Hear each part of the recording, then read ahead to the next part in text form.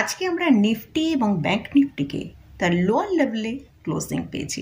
Nifty প্রায় 200 পয়েন্টের বেশি এবং ব্যাংক নিফটিতে প্রায় 750 পয়েন্টের বেশি আমরা নিচে ক্লোজিং পেয়েছি। তো নিফটি এবং ব্যাংক নিফটিতে এই সেলিং কেন এসেছে এটা নিয়ে ডিসকাস করব এবং নিফটি এবং ব্যাংক নিফটির নেক্সট কোথায় সাপোর্ট আছে সেটা নিয়েও ডিসকাস করব।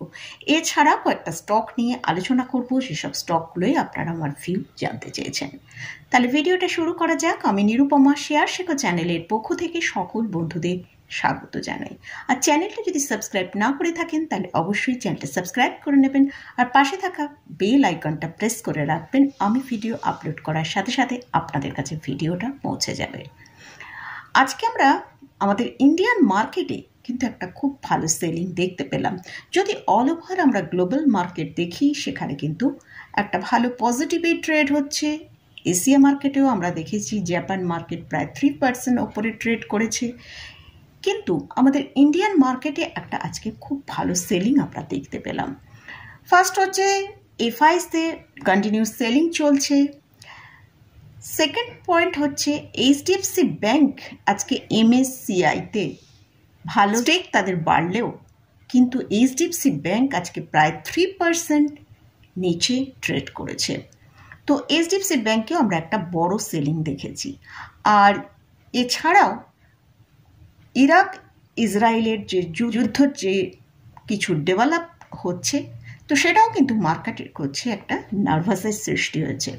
এই যে কন্টিনিউয়াস এফআইসরা সেলিং করছে আমরা কিন্তু এবারে বাইং ততটা বেশি স্ট্রং দেখতে পাচ্ছি না, কারণ এই গ্লোবাল এনভায়রনমেন্টে যে ইরান ইসরায়েলের যুদ্ধের যে ডেভেলপ করছে সেখানে যদি ফট করে একটা কোনো নতুন নিউজ আবার যুদ্ধের শুরু হয়ে যায় সেক্ষেত্রে সেই নার্ভাসনেসের জন্যই কিন্তু নতুন বাই আমরা দেখতে পাচ্ছি না, সেই বাইটা আমরা মিসিং দেখছি। আর এইচডিএফসি ব্যাংকে যেহেতু নিফটি এবং ব্যাংক নিফটিতে একটা ভালো পজিশন রয়েছে তার জন্যই কিন্তু টোটাল মার্কেটের উপর একটা প্রেশার আমরা দেখতে পাচ্ছি। তো এইচডিএফসি ব্যাংক আজকে প্রায় 3% নিচে ট্রেড করেছে। তো আজকে আমরা নিফটিকে দেখেছি 24,200 লেভেলকে ব্রেক করে নিচে সাস্টেন করেছে এবং তার যে ফার্স্ট সাপোর্টটা ছিল তার ওপরে ক্লোজিংটা দিয়েছে, যেটা 24,125। তো যদি নিফটি 24,125-এর পর ক্লোজ দিয়ে 24,139-এ আমরা ক্লোজ পেয়েছি। যদি নিফটি আগামীকাল আমরা দেখি 24,125-কে ব্রেক করে নেক্সট যে তার সাপোর্ট আছে 24,050-এর কাছে সাপোর্ট নিলেও তো ভালো, কিন্তু যদি সেটাও ব্রেক করে চলে যায় তাহলে কিন্তু নিফটি আমরা আবার সেই 24,850-এর কাছে চলে যেতে পারে। আর ওপরের দিকে যদি নিফটি 24,325-এর ওপর ট্রেড করতে পারে তাহলে আবার আমরা 24,400 এবং নেক্সট হচ্ছে 24,475 পর্যন্ত ওপরের দিকে লেভেল দেখতে পারি। যদিও 24,420-এর কাছে নিফটিতে একটা ভালো রেজিস্ট্যান্স আছে। যদি এই 24,425-এর ওপর ট্রেড করতে থাকে তাহলে আমরা রিসেন্ট যে হাইটা দেখেছি 24,475 সেখানে আমরা পৌঁছে যেতে পারি। নেক্সট আসছি ব্যাংক নিফটি। ব্যাংক নিফটিতে যেহেতু আজকে এইচডিএফসি ব্যাংকের একটা ভালো সেলিং হয়েছে সেই জন্য কিন্তু ব্যাংক নিফটিতে আমরা প্রায় 750 পয়েন্টের ওপর কিন্তু আমরা সেলিং দেখেছি। ব্যাংক নিফটিতে তার ইম্পর্টেন্ট লেভেল যে 50,000 তাকে ব্রেক করেই ক্লোজিং দিয়েছে। ব্যাংক নিফটিতে আমরা যে ক্লোজিংটা পেয়েছি 49,850-এর কাছে আমরা ক্লোজিং পেয়েছি। ব্যাংক নিফটি 50,000-এর নিচে যতক্ষণ রয়েছে সেক্ষেত্রে আমরা নিচের দিকের যে স্ট্রং যে সাপোর্টটা রয়েছে সেটা হচ্ছে 49,600। ব্যাংক নিফটি যদি এই জায়গাটা হোল্ড করতে পারলো ভালো, না হলে কিন্তু ব্যাংক নিফটিতে আমরা বেশ আরও কিছুটা নিচের দিকের লেভেল দেখতে পেতে পারি। আর ওপরের দিকে যদি ব্যাংক নিফটি 50,300-র ওপর ট্রেড করতে পারে সেক্ষেত্রে আমরা ব্যাংক নিফটিকে 50,650 পর্যন্ত ওপরের দিকের মুভ করতে দেখতে পারি। আগামীকাল ব্যাংক নিফটির আবার এক্সপায়ারি আছে, সেদিকেও কিন্তু আমাদের ফোকাস করতে হবে। তো নিফটি ব্যাংক নিফটি নিয়ে আলোচনা করলাম, এবার কয়েকটা স্টক সম্পর্কে আলোচনা করব। যে স্টকগুলোয় আপনারা আমার ভিউ জানতে চেয়েছেন। তার আগে আমি আপনাদের সাথে এই ভিডিওটা একটা স্ট্র্যাটেজি নিয়ে আলোচনা করেছিলাম এবং সেখানে দুটো স্টক নিয়ে আলোচনা করেছিলাম। তো সেই স্টক দুটো এখন কি পরিস্থিতিতে আছে সেই দুটো নিয়ে আগে একটু আলোচনা করি। তো স্ট্র্যাটেজিটা ছিল সেল অন রাইস কিভাবে করতে হবে, এবং এক্সাম্পল হিসেবে আমি এই দুটো স্টককে সেখানে দেখিয়েছিলাম। ফার্স্ট যে স্টকটা নিয়ে আলোচনা করছি সেটা হচ্ছে এইচডিএফসি লাইফ। এইচডিএফসি লাইফ তখন দাম চলছিল 707 টাকা। তো সেখান থেকে একটা আমরা স্টকটার মধ্যে 3-4 দিনের মধ্যে কিন্তু একটা ভালো সেলিং দেখলাম, এবং আজকে আমি যে টার্গেটটা দিয়েছিলাম 676 টাকা, সেই টার্গেটটাই কিন্তু আজকে চলে এসেছে। আর আরইসি তখন ট্রেড করছিল 593 টাকায়। এই স্টকটার ক্ষেত্রেও আমি সেল অন রাইস মানে যে স্ট্র্যাটেজিটা নিয়ে আলোচনা করেছিলাম সেখানে আমি বলেছিলাম টার্গেট হিসেবে আমরা 575 টাকা দেখতে পারি। তো সেক্ষেত্রেও আমরা কিন্তু সেই 575 টাকা কিন্তু এখানে আমরা দেখতে পেয়েছি, টার্গেটটা সেখানেও হয়েছে।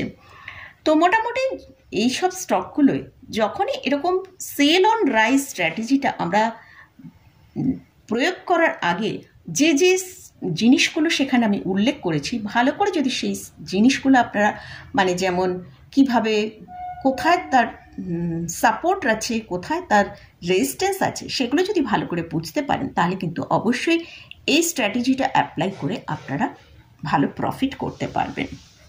তো এবারে আসছি কতগুলো স্টক নিয়ে, যে স্টকগুলোই আপনারা আমার ভিউ জানতে চেয়েছেন। ফার্স্ট যে স্টকটা নিয়ে আলোচনা করছি সেটা হচ্ছে ইন্টেলেক্ট ডিজাইন। এই স্টকটার কারেন্ট প্রাইস চলছে 940 টাকার কাছাকাছি।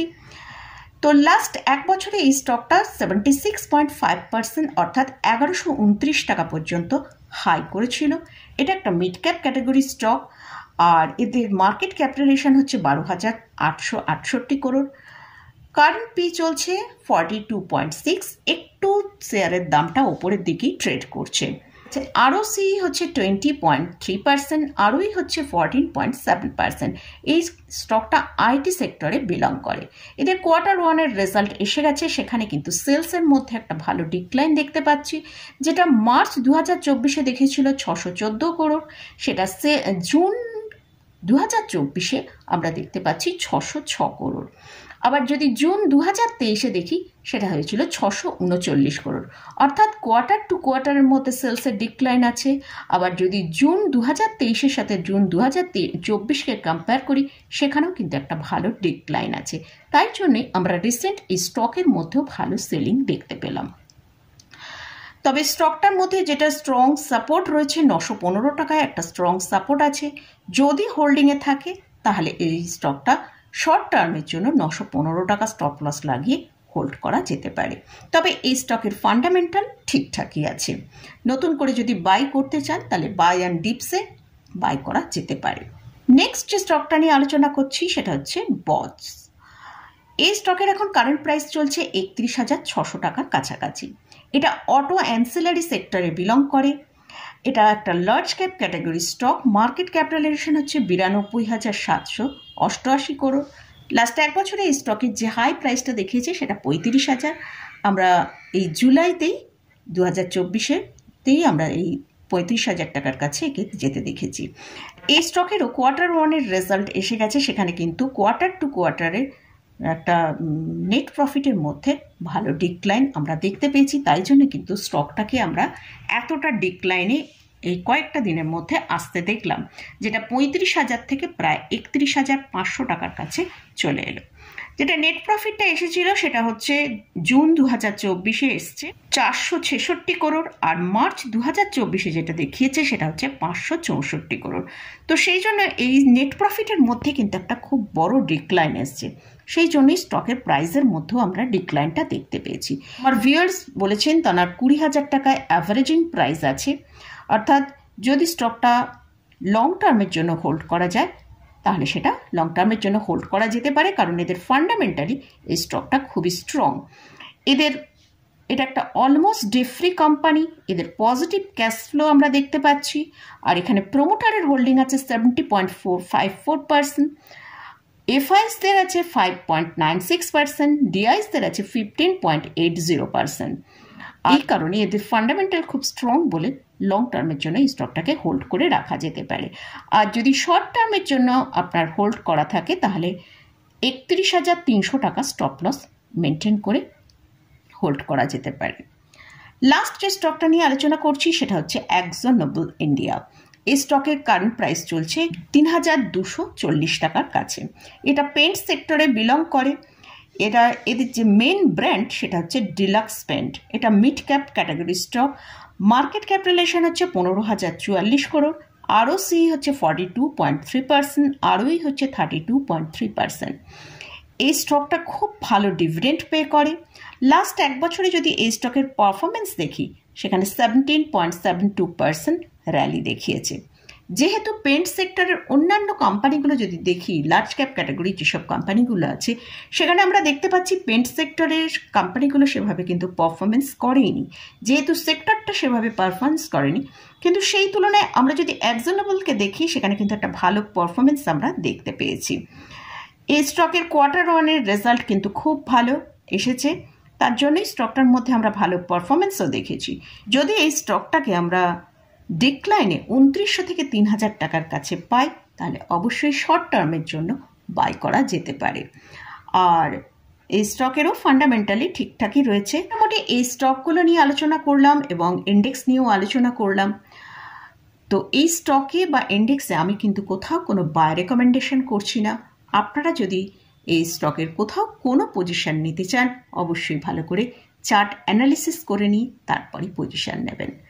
তো মোটামুটি আজকের মতন ভিডিওটা এখানেই শেষ করছি। ভিডিওটা যদি ভালো লাগে অবশ্যই লাইক করবেন, শেয়ার করবেন, সাবস্ক্রাইব করবেন। ধন্যবাদ।